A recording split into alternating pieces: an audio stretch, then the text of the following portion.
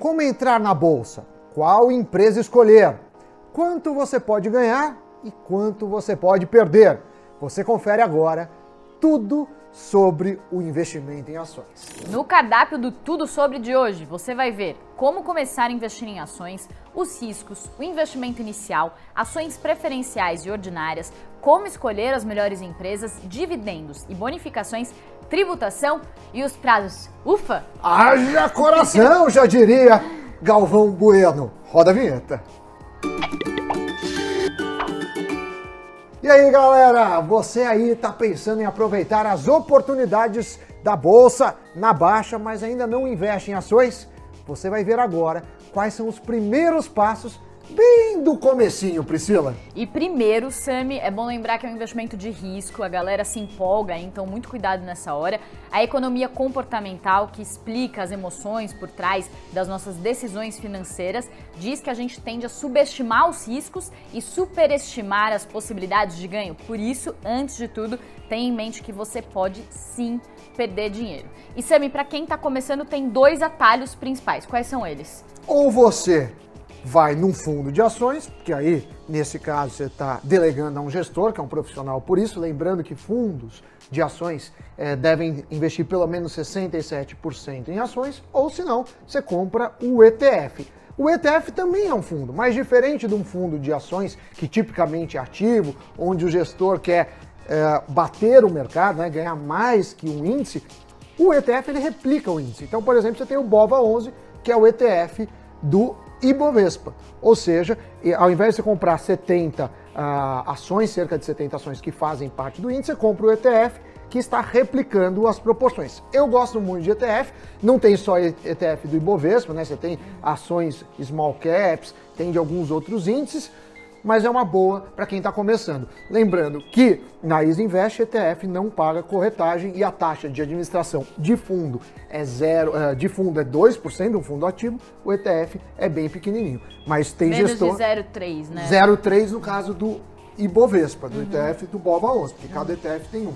Lembrando que tem gestor que vale a pena e cobra caro, mas entrega, mas não é o caso de todos. Muito bem, então para vocês que já entenderam aí esses dois atalhos, quis ir lá para o atalho, beleza. Tem gente também que quer investir diretamente, então a gente vai mostrar para a galera como fazer aí o passo a passo. O step by step. Você dançava step by step do New Kids on the Block? Ou não é da sua época? Acho que não é muito Sami. Eu sou velho aqui, né?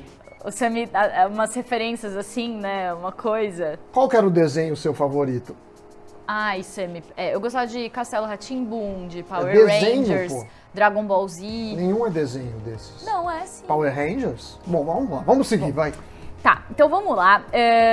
Primeiro passo, para quem tá investindo, para quem quer investir, é abrir conta numa corretora. Claro, né? Tem um segundo passo que muita gente esquece. É validar a conta. Mandar o dinheiro pra conta. Ah, sim, porque sem o dinheiro não vai sozinho. Sem dinheiro, você não tem o que se preocupar, porque não tem o que fazer se você tá sem dinheiro. Exatamente. A não ser trabalhar para ganhar mais dinheiro. É isso. Sami, então a gente vai mostrar pra galera aí como que você faz pra investir na plataforma da Easy Invest. Então você abrindo ali a plataforma, você clica em investir. O que eu separei aqui? Isso você já tá falando que o cara já abriu já a conta. Já clicou ali em cima, a gente tem naquele menu lá em cima, tá? Você pode ver acompanhar, investir, mais e ajuda. A pessoa clicou em investir, daí ela vai lá e clica em renda variável e plataforma para iniciantes. Aqui a gente está mostrando o jeito mais fácil, que é a plataforma para iniciantes. Eu deixei esse aviso aqui porque o que acontece? Meu perfil, por exemplo, é moderado. Sim. Então, às vezes aparece esse aviso, o pessoal dá uma assustada, só que é um aviso assim que mostra, só que talvez você não esteja investindo de acordo exatamente com o seu perfil. Por regra da CVM, eles têm que mandar esse aviso.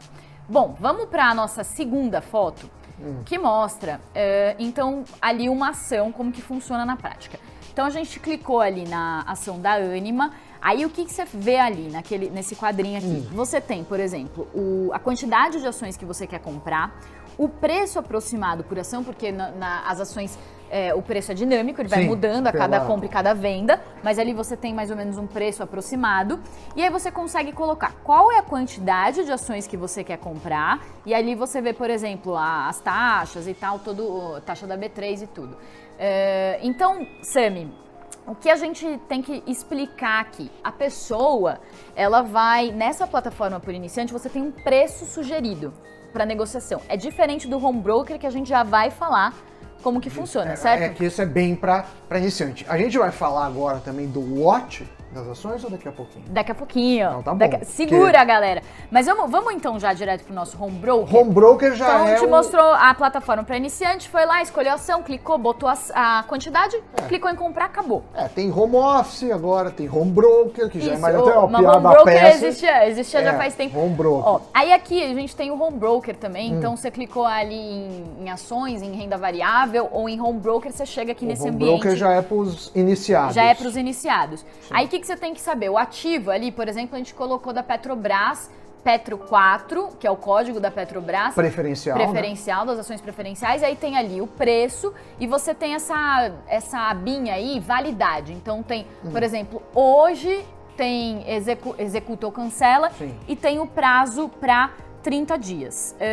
Então quando você coloca, por exemplo, o prazo para 30 dias, você dá uma ordem que vale para os próximos 30 dias. Você botou o preço, aí a negociação ali, teve alguém que ofereceu a ação por aquele preço que você colocou, se você deixa aquela ordem para os 30 dias, ela é executada. Até porque acontece o seguinte, muitas vezes você quer comprar pelo preço de 10. O mercado tá vendendo a 15. Então, se nos próximos 30 dias a ação por algum motivo chegar nos 10, ele executa.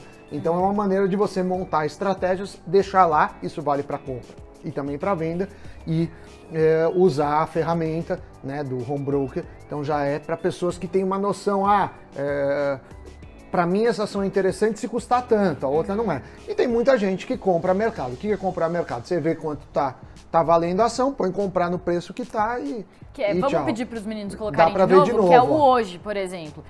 Quer comprar ação na hora.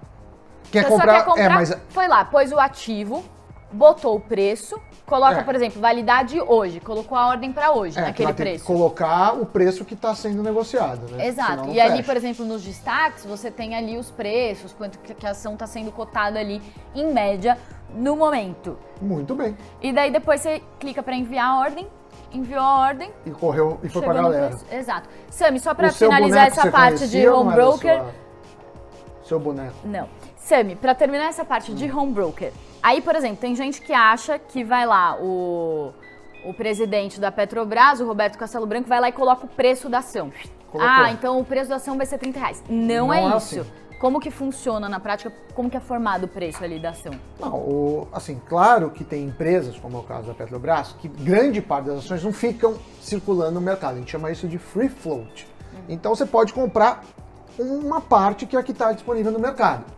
E se dá pela procura e pela demanda, né? Então é oferta e procura. Mais gente está querendo, vai subir o preço, mas se dá dessa forma. Claro que quando a empresa, e aí não estamos falando da Petrobras, porque tem uma gestão pública, mas você tem uma outra empresa e ela vende as ações, ela fala assim, eu quero abrir o capital da bolsa. Aí sim, nesse primeiro momento, ela estabelece um preço, as pessoas podem comprar ou não, as pessoas comprando, a ação passa a ser listada em bolsa. Uma vez listada, que participa do home broker, é o que a gente está falando agora, aí o preço é livre. Muito bem, Samidana. Agora... Riscos. Exatamente. Então agora vamos falar de riscos, que é um assunto que eu gosto muito. Ao investir em ações, você está sujeito ao risco de mercado, que nada mais é que o risco de oscilação de preços de acordo com as mudanças no mercado. Para ter uma dimensão do tamanho do risco, pense que ao investir em ação, você se torna sócio daquela empresa. E esse investimento pode trazer retornos positivos ou prejuízo. Tudo vai depender do desempenho da empresa e da economia. Mas, acima de tudo, é importante lembrar que ações são diferentes da renda fixa. Na renda variável, nada é garantido.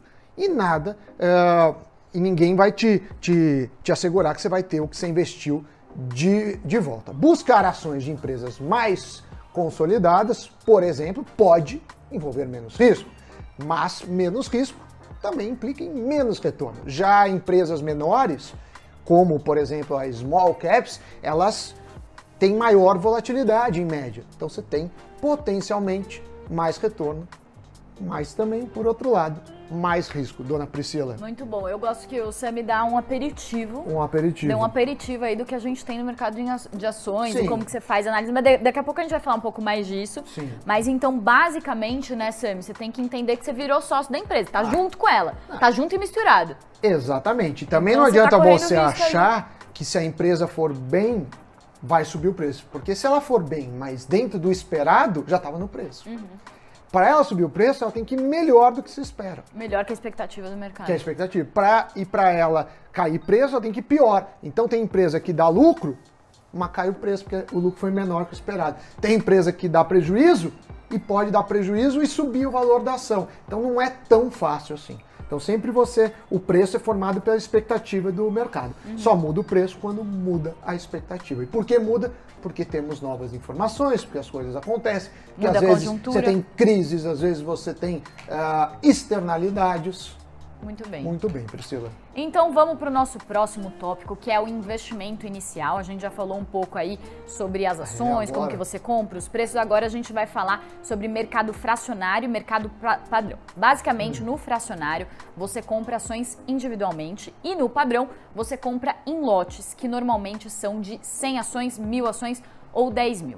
Ou seja, no mercado fracionário, você pode virar sócio das maiores empresas do país comprando uma só ação e, na maioria dos casos, o preço dessa ação individual é menor do que R$100. E existem ações que, inclusive, valem centavos, que são as penny stocks, certo, Sami? Sim, tem uns caras que falam assim, compra ação de 1 centavo, porque se subir o preço, com um menor preço de 1 centavo, vai para 2 é 100%. Mas é claro que pode subir a empresa, para valer 1 centavo a ação, a empresa é muito pobrinha, né? Pelo menos ela corre risco de virar zero, aí você perde tudo. Mas existem também as formas de agrupamento. Então, às vezes, tem ações de 1 centavo. Aí a empresa fala, não, cada 100 ações vai virar uma nova ação. Então, fica R$1 o preço. Não muda nada, você multiplica o preço e faz o ajuste. Muito bem. E aí, Sami, eu peguei aqui um exemplo. Se a corretagem, por exemplo, for de R$10 e você comprar uma ação de 100, ela vai ter que subir mais de 10% para render pelo menos esses R$10 e compensar a taxa de corretagem. Só que se você compra um lote de ações, é por isso que as pessoas costumam comprar mais em lotes do que no fracionário. Porque se você comprar já logo 100 ações, por exemplo, de R$10 cada, você vai ter investido R$1.000. Aí se elas subirem 1%, você já consegue, você comprou uma quantidade maior, então se ela sobe em 1%, você já compensa a taxa de R$10. Ou seja, uma taxa ali para um valor pequeno fica mais pesada do que uma taxa ali, mesma taxa para um valor maior de compra, certo? Então o pessoal já compra várias ações de uma vez só. Isso você também está supondo que a corretagem é fixa, né? Porque dependendo da corretora, às vezes a mesma corretora pode ter taxas fixas ou taxas percentuais. Outra coisa que é uma vantagem de comprar o lote, tem mais liquidez. Muita gente pensa em lote, então você tem mais um público potencial, seja para comprar ação ou para te vender ação. Na hora de comprar cedo a tua ordem tem mais chance de ser executada. E o preço na hora de vender... O preço pode variar, né? O mercado, por ser um mercado de lote, ele é mais líquido. Então, é isso. E tem também a diferença entre as ações preferenciais e ordinárias. As ações ordinárias te dão direito a voto. Mas tem que tomar cuidado. Por exemplo, Petrobras tem ação ordinária, mas é um voto vencido, porque o governo tem mais votos. Então, você compra um direito ao voto proporcional ao que você tem. Já ações preferenciais, geralmente a ordinária é final 3, a preferencial é final 4. Então, PETR3 é Petrobras ordinária. PETR4 é preferencial. A preferencial você tem preferências nos lucros. Então a empresa tem que pagar percentual lá dos lucros via distribuição de dividendos, senão ela perde a característica de preferencial e vira ordinária. Muito bem, tem outra coisa aqui que eu também anotei para falar para a galera, Sami, que é o seguinte, além de ter os códigos 3 e 4, que são os mais comuns, também tem outros códigos, né? Então tem ação que termina, por exemplo, com os números de 6 a 8, então significa que aquele também é um papel preferencial, mas de classes diferentes. Sim. Aí o número 5, por exemplo, significa que a ação é preferencial classe A, PNA, como a Vale 5. O número 6 indica que a ação é preferencial classe B, PNB. O 7 significa que é classe C, PNC. E o 8, por exemplo, classe D, PND. Então, tudo isso vai aparecer ali nos códigozinhos. Não tem uma diferença específica entre essas classes, mas o que a literatura diz e tal é que você tem que ler, então, o estatuto da empresa para entender quais são as classes de ações que ela tem, e cada caso é um caso, né, Sami? Você pode ter uma ação, por exemplo, de uma empresa que é mais líquida preferencial ou mais líquida ordinária. É sempre importante ver, estudar daquela empresa específica o que significa aquele código e se significa que a empresa é mais negociada ou não, de acordo com a classe. Né? Exatamente, muito bem explicado, mas fica aquela dúvida, Priscila, como escolher as melhores empresas? Cada dia que passa, surge uma estratégia nova. As dicas estão em livros, reportagens, artigos, cursos inteiros sobre isso, muitos youtubers dando palpite, inclusive. Mas conforme você vai estudando o assunto, você vai vendo as estratégias, as técnicas que lhe parecem melhores. Nós nos enquadramos em youtubers? Acho que sim, né? Não queria, mas tá você falou de um jeito meio assim? Não, youtubers. mas assim, você pode ser cantora, apresentadora e atriz. Você pode ser youtuber, jornalista e jogadora de futebol. A gente tá na classe A de youtubers, vamos colocar assim. Aí a audiência tem que falar. Mas vamos lá. Não, mas a gente se esforça para trazer um bom conteúdo. Isso sim. Então já aproveita para clicar. Isso, dá aquela força, aquele positivo pra gente. Deixa sua curtidinha. Mas, Sami, então, eu vou trazer aqui alguns elementos para você escolher ações. Sim. Desempenho passado não é garantia de retorno futuro. Concorda? Claro. Busque empresas com as quais você tem afinidade. Você vai precisar estudar sobre elas. Concorda? Eu acho que você precisa estudar. Se você não tem afinidade, mas eu crio uma afinidade, tudo bem. Agora, você precisa ver, não só isoladamente, como se ela combina com as outras. É que nem ingredientes. Você pode gostar de chocolate e pode gostar de açafrão. Pode gostar, por exemplo, de brócolis. Mas, se você combinar os três juntos, talvez o gosto não fique bom. Então, cuidado com as combinações, Priscila. Os exemplos dele, adorei. Conte com o apoio de análises feitas por especialistas e casas de análise, concorda? Sim, casa de análise é o quê? O Freud? Não, esqueci o nome. Levante. Sei. Tem algumas casas de análise aí que oferecem... Teoricamente, esses caras têm que fazer, só faz isso, né? É bom ouvir. Agora, acerta sempre? Não sei. Você vai lá e cobra eles, faz isso. Eu gosto de ouvir todo mundo, porque eu sou um cara que tem que ter a mente aberta. Plural. Mas no final, vale a última dica, que é diversifique. Meça riscos combinados, que é essa questão dos ingredientes, e principalmente olhe o longo prazo. E tem até curso aí de day trade, assim, sendo que a maioria não ganha dinheiro, não é tão fácil, né? Ganha mais dinheiro vendendo o curso do que, de fato, no day trade, a maioria das pessoas. Muito bem. Bom, agora vamos aos dividendos e bonificações, Sami e Dana. Os dividendos são os lucros que a empresa distribui aos acionistas e o investidor pode ganhar dinheiro, então, de duas formas. Uma, que é a valorização do preço, certo? Então, você comprou a ação por um preço, vendeu por outro maior, então você ganha nessa valorização. E a outra questão é quando você tem um chamado ganho de capital, ou seja, quando você recebe proventos, bonificações, como é o caso dos dividendos. Aí tem algumas regrinhas. Então, todas as empresas listadas na bolsa têm que repassar no mínimo 25% dos seus lucros para os acionistas. Preferenciais. Isso. E aí os dividendos são distribuídos por ação, e aí quanto mais ações você tiver, mais dividendos você vai Mas receber. essa é uma coisa, né, que pensa comigo, você tem a empresa lá, vamos supor que a empresa vale 100, aí teve lucro, dentro desse 100 tem um lucro de 10. Se você tira 10 dessa empresa, ela passa a valer 90. Então, não muda o valor para o acionista. A única diferença é, antes eu tenho uma empresa que vale 100, agora eu tenho uma empresa que vale 90 e 10 na minha mão.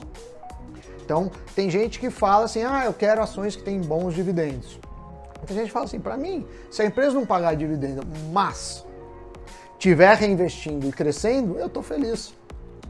Claro que empresas que pagam dividendos também pagam altos dividendos, também é porque elas não têm esse potencial todo de crescimento. Porque aí você não reinvestir e não pagar é a pior dos mundos.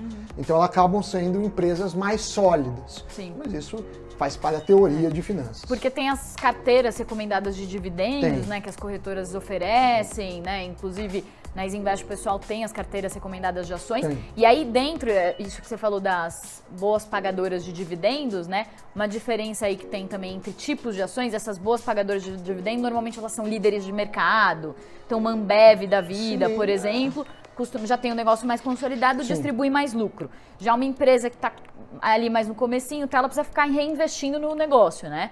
Para conseguir crescer. Então ela às vezes tende a distribuir menos lucro, só que é o que você falou, às vezes ela distribui menos lucro, só que ela pode despontar mais, né? Por isso tende a um grande dividendo tem risco menor. Tá. E retorno menor, potencial.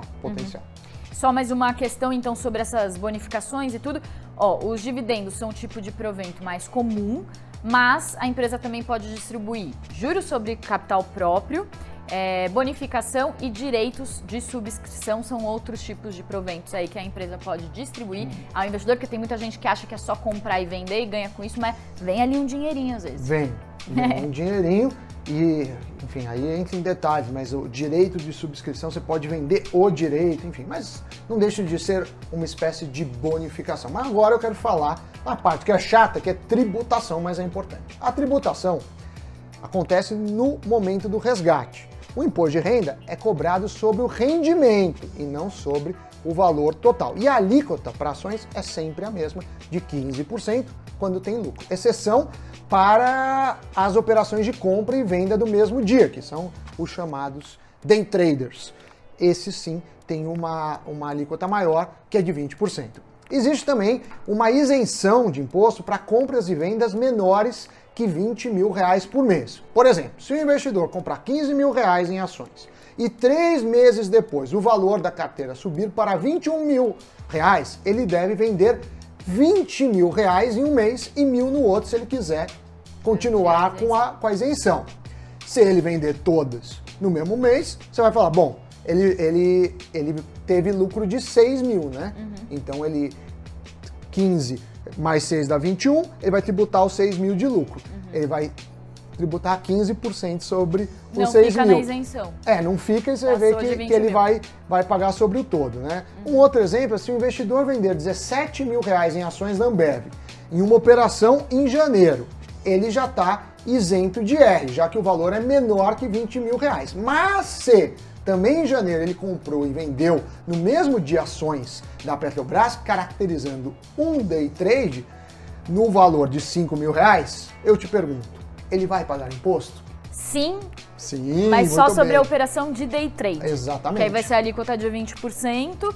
E por serem operações diferentes, elas acabam não se somando, né? É uma dúvida comum. Exatamente, é uma dúvida, o day trade é tratado de forma isolada. Então, atenção, mesmo com a isenção de R, o investidor precisa informar o investimento em ações na declaração do imposto. Uma das regras de obrigatoriedade para entrega da declaração, inclusive, é ter negociado ações. Se você negociou, tem que fazer. É obrigado. Mas tem o caso do ETF, você quer falar? Que no caso do ETF, a tributação é diferente. No começo do vídeo a gente explicou os ETFs. Então não existe a isenção para negociação de até R$20 mil. É diferente da compra de ação à vista. E os ganhos de capital sofrem desconto de IR de 15%. Já os fundos de ações são tributados só no resgate e com alíquota de 15% sobre os rendimentos. Muito bem. Bom, aí tem as informações sobre declaração de R. Vou falar só rapidamente aqui. O imposto de renda tem que ser calculado pelo investidor, com base no lucro das vendas realizadas no mês anterior. E o ganho tem que ser apurado quando incidir o IR. Então, ele deve ser pago por meio de uma DARF, né, Sami? Sim. Que vale também para as outras coisas de imposto de renda. Por exemplo, quem usa Isinvest lá tem o gerador já certinho. De DARF. Uma espécie de calculadora que te ajuda. Outra coisa é que os prejuízos podem ser compensados nos meses seguintes. Então, você ganhou num mês, perdeu no outro, depois você faz o ajuste. E em cada venda é retido na fonte um imposto equivalente de 0,005. É o chamado dedo duro. É um pequeno desconto que a Receita usa para identificar as operações e que você pode ajustar depois. Então, é para a Receita saber se está tendo fraude, se está tendo... É tipo um Samidana do investimento em spoiler. ações, um dedo duro. Aliás, você viu o filme Não, Poço? nem começa, Sami, que no Investflix não tem spoiler, só no Mas ó, o dedo News. duro para day trades é de 1% do lucro e prejuízos em day trade só podem ser compensados por lucros em day trade. Então, day trade compensa com day trade, ações com ações. Muito bem, então vamos aos prazos agora. As ações podem ser vendidas a qualquer momento, mas o mais indicado, principalmente para quem está começando, é investir com foco no longo prazo, como a gente falou, né, Sami? O foco que é o marido da foca. Ai, meu Deus, lá vem ele. Não há um consenso sobre o que é o longo prazo, mas muitos economistas dizem que seria um prazo superior a pelo menos 5 anos. Então, Sami, queria que você falasse um pouquinho aí de longo prazo. Eu até coloquei aqui uma informação do professor de economia de Princeton, o Wei Chong, que ele é especialista no assunto e ele disse que a melhor maneira de investir é visando o longo prazo, porque o investidor não consegue daí ganhar no mercado se ele não focar no longo prazo, porque mesmo com ótimas ideias, elas não podem funcionar, então ele cita até alguns estudos aí comparando quem investe picadinho e quem investe já num prazo mais longo. Você nunca sabe o momento ideal, né? Chegou o fundo do poço, tá na máxima, então você vai no longo prazo. A ideia é que você tenha uma ascendente, então por mais que você comprou num período pagando um pouco mais, é uma reta, né, que vai para cima, mas ela vai oscilando. Então no longo prazo vale isso. No mercado americano, o longo prazo é matador. No mercado brasileiro, a gente tinha taxas de juros muito altas. Então, muitas vezes o longo prazo não foi bom. Eu inclusive, tenho recomendado ações de uns 3, 4 anos para cá, porque foram quando as taxas de juros começaram a cair. A gente teve taxa de juros de 40% acima da inflação, com inflação zero, quer dizer. Então, a gente tem que tomar cuidado com isso, mas ações hoje, com as taxas que a gente tem, com o cenário futuro, acho um ótimo instrumento de investimento e acredito que é uma questão de saber quanto você vai pôr, né? Pôr tudo é loucura, não pôr nada para mim também é uma loucura, porque você deixa de aproveitar um ganho, já que a renda fixa está pagando tão pouco, menor Selic histórica. Isso, quando a gente está gravando aqui, quando esse vídeo tá 3,75% ano, só para situar a galera. E, Sami, e tem essa questão também do longo prazo, que é o inverso, não é só quando você fala para quem está comprando, mas para quem está pensando em vender. Porque aí o mercado baixa e a galera fica muito horrorizada com os preços caindo. Mas nessa hora também tem que ter muita calma, parar para pensar se vale a pena vender mesmo ou não, né? E mesmo quando você vai vender, às vezes vale uma estratégia você vendendo aos poucos, né? Porque você não sabe o preço, você vender tudo no mesmo dia, vai que você está num dia que está na baixa, né? Que você não sabe, então você pode ter uma estratégia de saída. Tanto para comprar quanto para vender vale o preço médio, né? O preço médio. Que aí você não coloca teu dinheiro, não crava o teu dinheiro naquela cotação do dia. Num ponto único, que você nunca sabe se é um ponto bom ou ruim, né? Você não sabe. Muito bem, certo. Então agora vamos para o nosso último tópico, tá chegando ao fim. Não esqueçam de curtir o nosso canal, de se inscrever. Mas antes de vender as ações, então, como eu falei, é importante avaliar se é o momento certo para isso. Muitos investidores se desesperam ao ver que a ação está em baixa, sem considerar que aquela desvalorização pode ser momentânea, a ação pode voltar a subir. Mas, por outro lado, tem momento em que o melhor é mesmo vender a ação antes que o prejuízo aumente.